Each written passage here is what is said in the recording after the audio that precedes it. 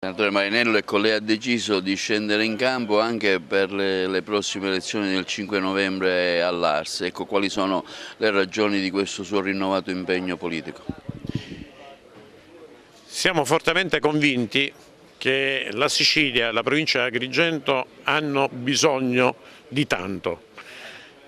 Siamo convinti che negli ultimi anni, e mi riferisco non soltanto a questa legislatura, ci sono state distrazioni da parte dei governi che si sono succeduti e ci sono state anche, a mio avviso, delle evidenze legislative che non ci hanno convinti e che conseguentemente hanno messo in una cattiva luce la politica siciliana nel suo complesso.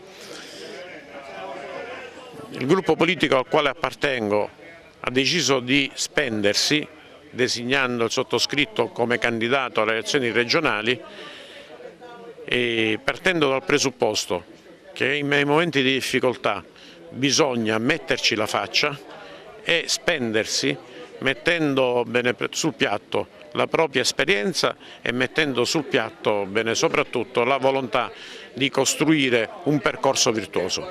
Sarà un'elezione difficile comunque, questo testa a testa fra tante liste, 5 Stelle, Grillini, insomma parecchia carne al fuoco.